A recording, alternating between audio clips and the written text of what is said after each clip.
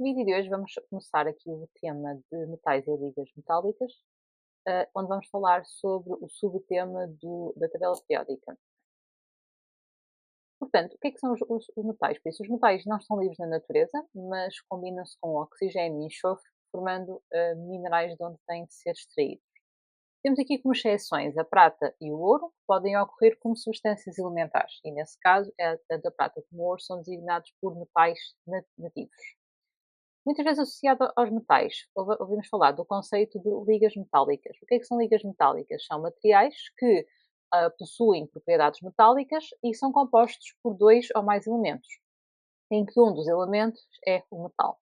Importante aqui saber em termos de ligas metálicas. Temos o bronze, que é a combinação do cobre com o estanho, o latão, que também é cobre, mas é com o zinco, e o aço, que é a combinação do ferro com o carbono.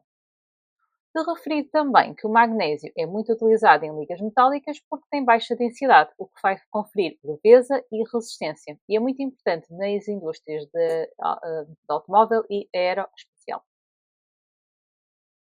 Ao longo deste pequeno vídeo, nós vamos fazer essencialmente a distinção entre o que é energia de ionização e afinidade eletrónica. O conceito de energia de ionização ele é trabalhado desde o início do décimo na Química e muitas vezes nós referimos sempre à energia de ionização sem perceber que, eventualmente, deverá haver aqui uma distinção entre o elemento químico ter tendência para ceder os seus eletrões ou ter tendência para captar eletrões.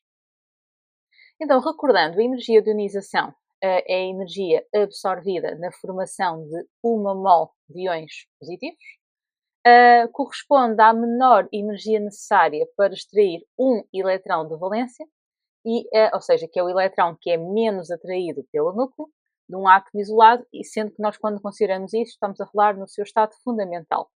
Portanto, sendo a energia que é necessária para extrair um eletrão de valência, significa que ele vai se formar um íon positivo.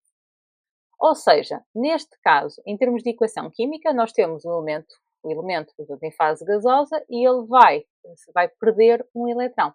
Portanto, então significa que se necessita de absorver energia para libertar esse eletrão de valência, em termos de variação de energia interna, vai ficar positiva.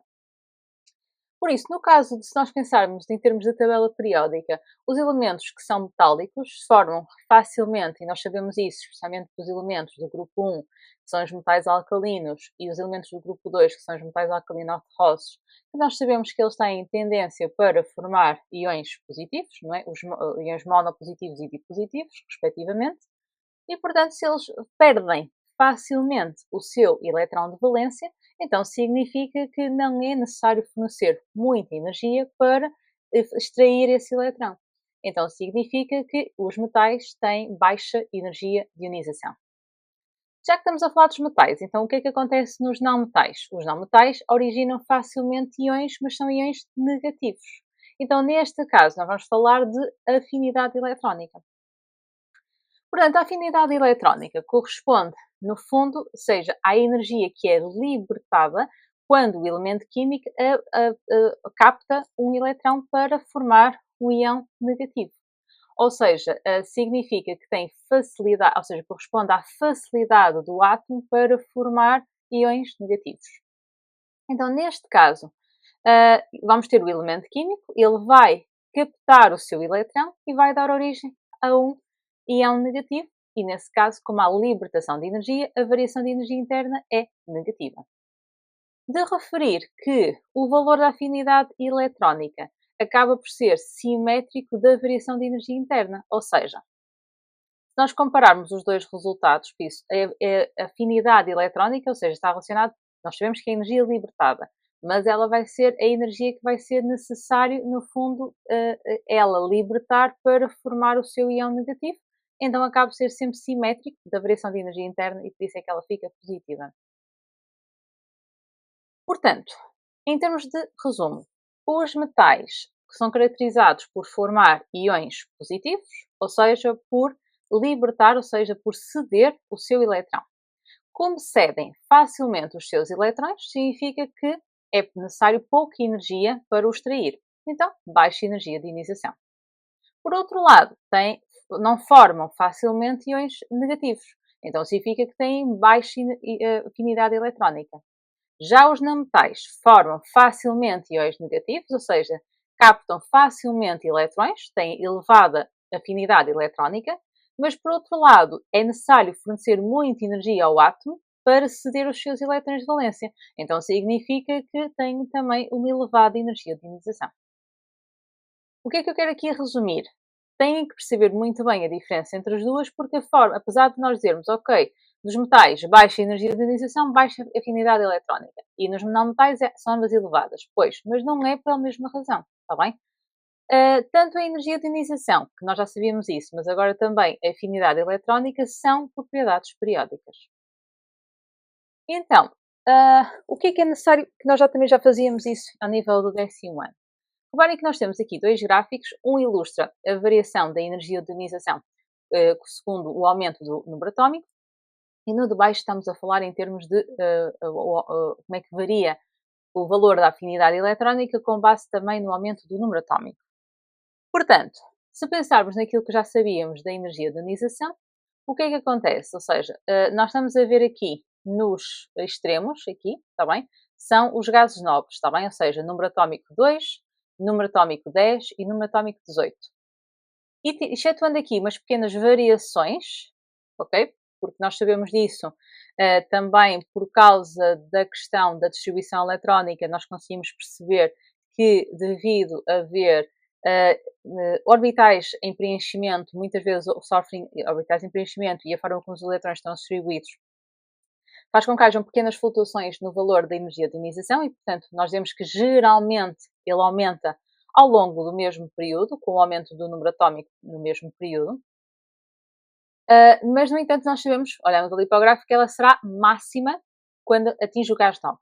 Ou seja, sendo a energia de ionização a energia que é necessária fornecer para remover o seu eletrão, então significa que, no caso dos elementos que são estáveis, quimicamente inertes, significa que têm uma elevada energia de ionização. Se olharem para este gráfico aqui em baixo, é ao contrário, ou seja, no número atómico 2, depois aqui no número atómico 10 e no número atómico 18, ok? Há uma redução. Ou seja, apesar da afinidade eletrónica também aumentar ao longo do mesmo período, ela vai diminuir de forma abrupta quando passa dos elementos do grupo 17 para os elementos do grupo 18. Porquê? Porque os elementos do grupo 18, ou seja, os gases nobres, têm a última camada totalmente preenchida, o que significa que têm muito pouca tendência para captar eletrões, ou para ceder eletrões, neste caso. O que significa que, para captar ou ceder, portanto, que eles têm o último nível totalmente preenchido. Portanto, dificilmente formam íons, está bem? E isso, então, traduz-se numa diminuição significativa quando estamos a falar em termos do valor relativamente à afinidade eletrónica. Só para caracterizar aqui os halogénios, porque não falamos muito deles, eles têm elevada reatividade, ou seja, os halogénios estão no grupo 17, portanto, eles têm, os halogénios estão relacionados, ou seja, estando no grupo 17, têm tendência a formar íons negativos, ou seja, têm tendência a captar o seu eletrão de valência, portanto, eles têm uma elevada afinidade. Portanto, aqui fala da questão da facilidade com que eles adquirem os seus eletrões.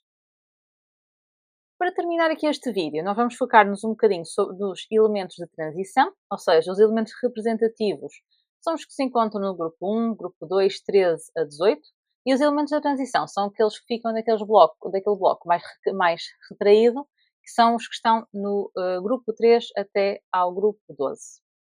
Os elementos em transição, quando nós queremos identificá-los, nós dizemos que são aqueles que têm orbitais D incompletas, ou seja, ou em preenchimento.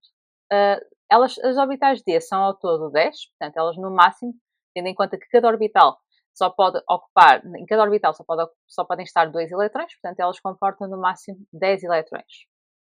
Se olharmos aqui para a distribuição eletrónica deste elemento químico, reparem que quando nós chegamos ao 3p6, não se podem esquecer que a transição não é feita logo, ou seja, para o 3D10, mas primeiro passa para o 4S2, ou seja, por causa da regra da construção.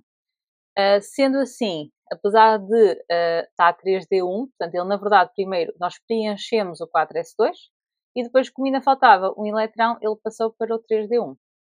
Quando estamos a falar de metais de transição, nós reconhecemos algumas séries, ou seja, a primeira série de metais de transição é o que vai do elemento químico 21 até ao 29.